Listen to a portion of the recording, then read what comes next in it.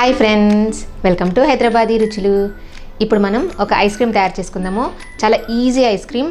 అంటే పిల్లలు ఎప్పుడు ఐస్ క్రీమ్ కావాలి అని అడుగుతుంటుంటారు కదా, అందుకని చాలా ఈజీగా చెప్తున్నాను. కేవలం ఈ బిస్కెట్ ప్యాకెట్, కొన్ని పాలు వాడుకొని మనం ఐస్ క్రీమ్ తయారు చేసుకుంటున్నాము. చూడండి, మీరు చూస్తేనే మీకే తెలుస్తుంది ఎంత ఈజీగా ఉంటుందో. ఇప్పుడు ఎలా చేయాలో చూద్దాము. నేను ఒక ఓరియో బిస్కెట్ ప్యాకెట్ తీసుకున్నాను, చిన్నది, అంటే జస్ట్ 10 రూపీస్ ప్యాకెట్.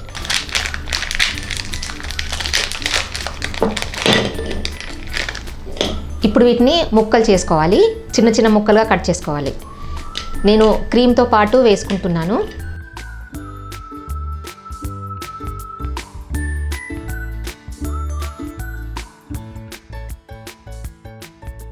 కొంచెం చిన్న చిన్న ముక్కలు చేసుకుందాం వీటిని. కొంచెం పెద్ద పెద్దగా ఉన్నాయి కదా, చిన్నగా.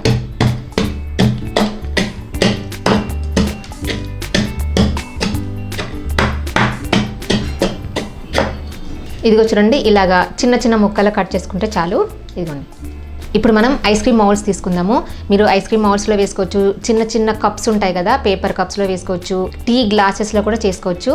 ఇప్పుడు టీ గ్లాస్లో చేసుకుందాం మనం. ఇదిగోండి, నేను ఇలాంటి టీ గ్లాసెస్లో చేసుకుంటున్నాను. మీ దగ్గర ఎలాంటివి ఉన్నా కూడా చేసుకోవచ్చు, ప్రాబ్లం ఏం లేదు. కావాలనుకుంటే ఇలాంటి పేపర్ కప్స్లో కూడా మనం చేసుకోవచ్చు. ఒక బౌల్లో 1 కప్ పాలు తీసుకోవాలి. ఇవి కాచి చల్లార్చిన పాలు. దీంట్లో నేను ఇప్పుడు కండెన్స్ మిల్క్ కలుపుకుంటున్నాను. మీరు కావాలనుకుంటే, మీ దగ్గర కండెన్స్ మిల్క్ లేదు అనుకుంటే, పాలని కొంచెం బాగా మరిగించుకోవాలి. మరిగించుకొని దాంట్లో షుగర్ కలుపుకోవచ్చు. ఇదిగోండి, నేను 3 టేబుల్ స్పూన్స్ కండెన్స్ మిల్క్ వేసుకుంటున్నాను.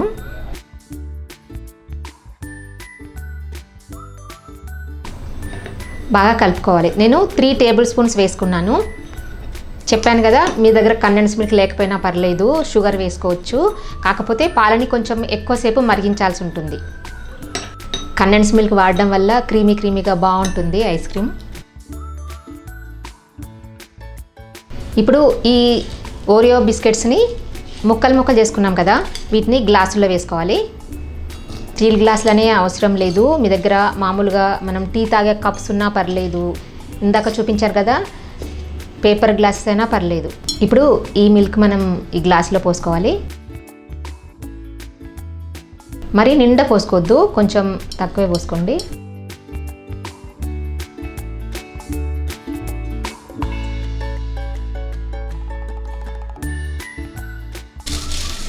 ఇప్పుడు ఐస్ అది ఫామ్ అవ్వకుండా కవర్ చేసుకోవాలి వీటిని. అంటే సిల్వర్ ఫాయిల్ పెట్టేసుకొని ఇలా కవర్ చేసుకోవాలి. ఫుడ్ ర్యాప్ కానీ, సిల్వర్ ఫాయిల్ కానీ, ఏదైనా పర్లేదు, దేనితోనైనా కవర్ చేసుకోవచ్చు.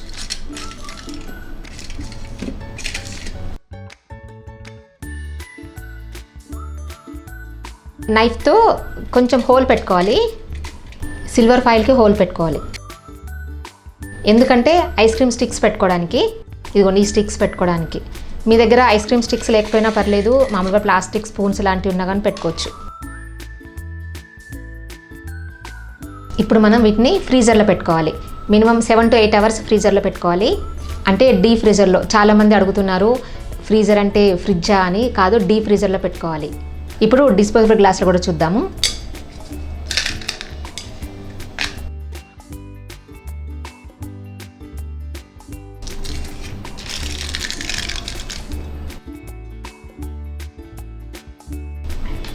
ఇప్పుడు మనం వీటిని ఫ్రీజర్లో పెట్టుకుందాము. ఇదిగోండి, నేను 8 అవర్స్ పెట్టుకున్నాను, అంటే రాత్రంతా నేను ఫ్రీజర్లో పెట్టుకున్నాను. ఇప్పుడు దీన్ని తీసి చూద్దాం మనం. ఒక 20 to 30 సెకండ్స్ నీళ్ళలో పెట్టుకోవాలి.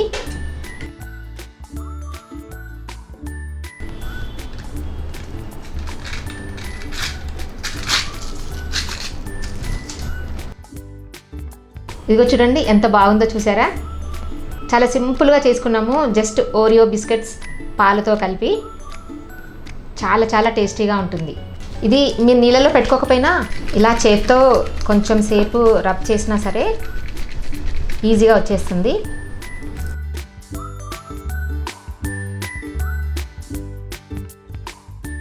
చూడండి ఎంత కలర్ఫుల్గా, ఎంత బాగుందో. పిల్లలు మాత్రం చాలా ఇష్టపడతారు. మనం ఏమి ఎక్కువ యూజ్ చేయలేదు. ఇదిగోండి, పేపర్ కప్లో కూడా చేసి చూద్దాము.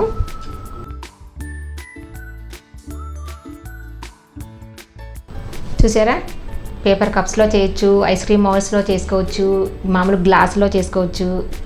మీకు ఎందులో కావాలనుకుంటే అందులో చేసుకోవచ్చు.